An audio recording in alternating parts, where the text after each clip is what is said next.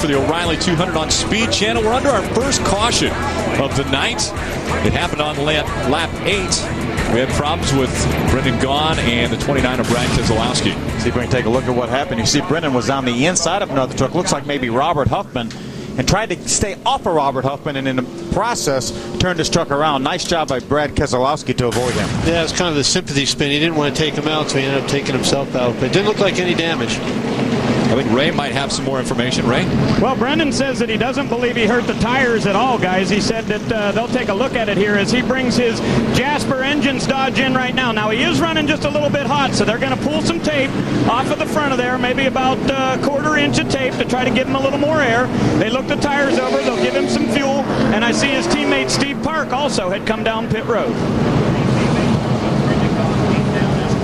Let's take another look at what happened to Brendan. You see him try to stay off of Robert Huffman. Now Brad Keselowski, the 29 truck, does a great job avoiding it, but you see Brendan stay out of the outside wall. That's the key. There's another look. You see him again trying to avoid Robert Huffman, the 12 truck, and then here comes Brad Keselowski, misses him, but Brendan has a presence of mind to keep that truck out of the outside wall. So very, very, very little damage to the tires, probably because he kept it moving all the time. Yep, and he was really good on the wheel the way he turned the truck right around. That probably comes from his Baja days. And that's the key, Boris, is you have to keep driving these things. You never give up on it until that truck is stopped. You always try to avoid the wall at all costs. Yep, that's big because the wall always wins.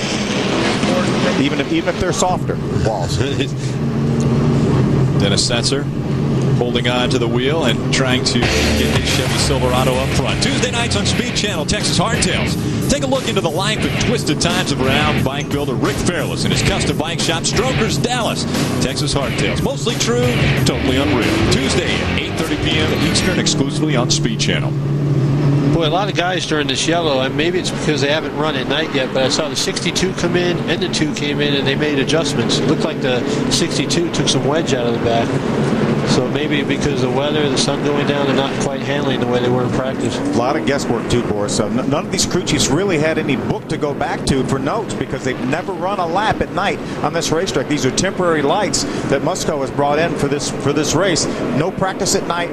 Nobody's ever tested here at night. The very first time we're going to see trucks run at night here at Memphis. Green flag flies again, and out in front it is Brandon Witt. David Ruderman looking to the inside as they work their way through 1 and 2. You have to think Ron Hornaday's way overdue for a win. I mean, the guy is like a hungry dog on these short tracks. I love the way he drives here.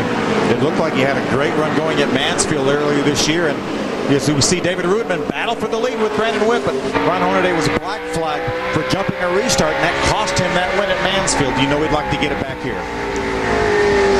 Ruderman riding right behind Brandon Witt. Brandon Witt leading all of the laps so far in Memphis. These trucks move up and down the backstretch. There's a pretty good series of bumps down the backstretch and on into turn number 3. Sometimes it'll upset these trucks as they try to enter the corner. Bobby Hamilton, too, right back there in 4th place. He's pretty racy early. Usually he's Mr. Patience, and you don't really see him till the end of the race. This is somewhat of a shorter race. This is a race where actually you could stop one time on this racetrack and make it all the way to the finish. As a matter of fact, last year Bobby Hamilton did that and won the race. They had an early caution around lap 25. Then they went all the way past halfway for the second caution. That's when he pitted. They had a number of cautions in the second half of the race, but Bobby stayed out, maintained his track position the entire time, and went on to win this race. Here we see a little bit of a gap now between Brandon Witt and David Ruderman, meaning either Brandon Witt is that good or David Ruderman may be holding up guys like Ron Hornaday. We see a lot of trucks right behind David Ruderman. That's pretty indicative of the fact that he may be holding him up a little bit. Now, you don't see Ron Hornaday all over his tailgate trying to get by him, so he's not holding him up front, but he is holding him up a little bit because Brandon Witt is able to drive away. Brandon Witt's put just over a half a second between himself and David Ruderman. That's 1 and 2. Hornaday holding on to 3rd. Bobby Hamilton 4th. Jack Sprague, the master of short tracks, in 5th. I think, too, a lot of these guys don't know what the tires are going to do, so they're probably being a little conservative, and they're probably just happy to ride for a little while just to see what the truck's going to do after 30 or 40 laps. You have to remember, this is only the 3rd short track race of the season. We ran earlier this year at Martinsville and at Mansfield, so it's been a long time since these trucks have been on a short track. Here we got Ricky Craven trying to get by Robert Huffman. That's 19th and 20th. Look at Craven get right up behind Robert Huffman as he tries to make the pass on the inside now. Brandon Witt is using that clean racetrack. He ran the fastest lap that last time around, a little over a tenth of a second faster than anybody else on the racetrack, as we see Ricky Craven try to make the pass on the bottom on Robert Huffman. See a lot of damage to the left front corner of Robert Huffman. And Mike Skinner's coming up behind, going to try to get on the inside there and get position on him too and go by with him. Once you get hung out there, is this like a track like a Daytona or something? If you get hung out to dry, everybody can get by you?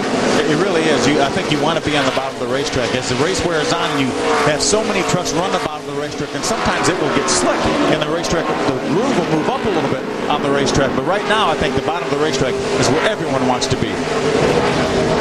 Wendy, what's going on with Ricky? Ricky Craven's been pretty quiet on the radio, but during that caution, he did come over and tell John Munson on the radio that he had no water pressure. So no water pressure under those caution laps for Ricky Craven. So we'll see how that ends up on the 99. Ricky Craven started out so strong this year, had all top 10 finishes, but won the first 7 races. The last 5 races, 13th is his best finish. Ray, what's going on down there, buddy? Hey, Phil, I just wanted to add to what I said at the top of the show. Now, Robert Huffman, the driver of the 12, does still work for Darrell Waltrip Motorsports. He has not been fired completely. He will run in a few more races this year. They're just going to put a different driver in there to try to evaluate the program. And like I say, the driver they have planned will be able to run most of the races throughout the season. But Huffman hasn't been fired. They're just making a driver change. There's Bobby Hamilton, the 04 truck.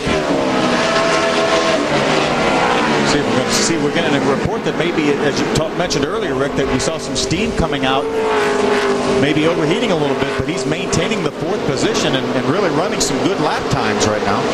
Could be steam, could be a little bit of brakes too, because they're going to really start using the brakes the more they run tonight.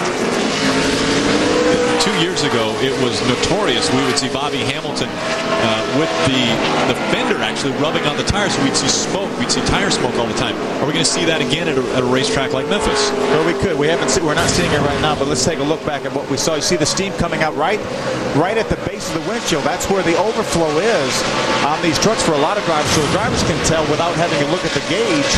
Well, the good news is we don't see any steam anymore. The bad news is if it pushes all the water out, you're not going to have any steam. But it won't be long before he figures out that he's got no more water. Yeah, I'm sure when he comes in for a stop, he'll probably be pulling some tape off the front of that grill. Or it could have been over full, because now it's not doing it anymore. Normally, once it heats up, it doesn't stop. And right at the beginning of the race, I know I saw some either steam or water shooting out of the right side of that truck. So problems early on, possibly, for Bobby Hamilton. But no problems for our leader, Brandon Witt, holding on to the top spot. He's been out there all 25 laps so far.